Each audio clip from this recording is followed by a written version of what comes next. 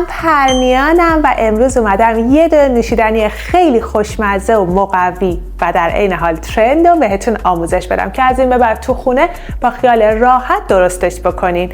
ماچا!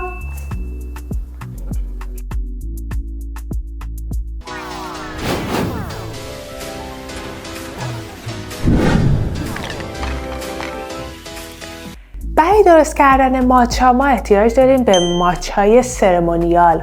خیلی مهمه کیفیتش خوب باشه چون تو طعم نوشیدنیتون خیلی تاثیر داره. حالا چند تا نکته کوچولو میخوام بهتون بگم واسه اندازه ماچایی که میتونین استفاده بکنید. میتونید از 2 گرم ماچا استفاده بکنید، یه طعم ملایم و اسموت بهتون میده. 3 گرمش یه خورده طعمش قوی تر ولی استاندارد کافه‌ای. 4 گرمش واسه عاشقای ماچاست که طعم قوی ماچا رو توی نوشیدنیشون دوست دارن. من همیشه از ماچای فارم تو کاپ استفاده میکنم به خاطر اینکه کیفیتش خیلی خوبه. دیگه چشم بسته فقط سفارش میدم و لذتشو میبرم. یه کار دیگه هم میخوام بکنم امروز. میخوام ادواتی که باهاش ماچا رو درست میکنیم و بهتون اسماشو بگم. یاد بگیریم. خیلی بامزه. چاسن که جنسش از بامبوه، چاوان به کاسه‌ای که توش ماچا رو درست میکنیم میگن و چاشاکو به قاشق مخصوص ماچا گفته میشه که این هم جنسش از بامبوه.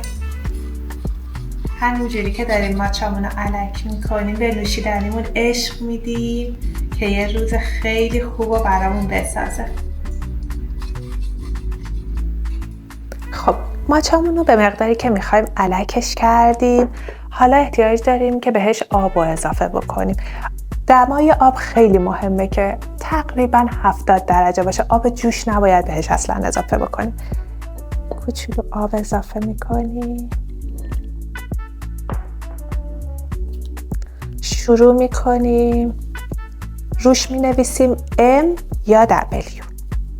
روشی که باید هم بزنیم خیلی مهمه. M یا W مینویسیم. صبوری کنین. حالا کار داریم. انقدر این کار رو انجام میدیم تا شروع بکنه به کف کردن. چقدر زمان میبره؟ تقریبا 2 تا 3 دقیقه.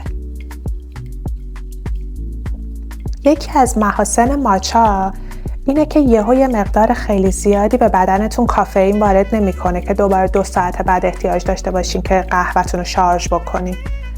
آروم آروم انرژی رو به بدنتون میده. دیرتر یهویی احساس میکنین انرژیتون از دست رفته.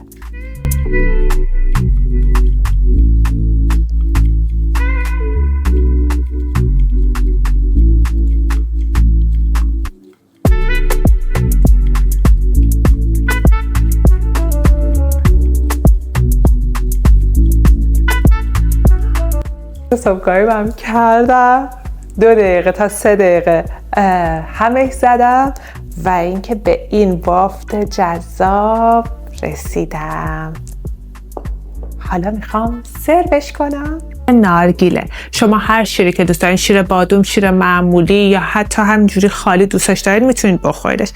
اول شیر رو اضافه میکنم به یخ. البته میدونید که من تو دبی زندگی میکنم و اینجا جهنمه قشنگ از گرما، واسه همین من همه چی با یخ میخورم. ماچامونم اضافه میکنیم. نوشیدنی جذاب ما آماده خوردن شد. درستش کنین، نوش جونتون باشه. یادتون نره که من این نوشیدنی رو همیشه از برند فارم تو کاپ سفارش میدم به خاطر اینکه واقعا کیفیت‌های خوبی داره و در عین حال از هر جایی که هستین میتونین سفارشش بدین. از هر جای دنیا که هستین سفارش بدین. سرمونیال لذتش رو ببرین. بوس بهتون. زود میبینمتون.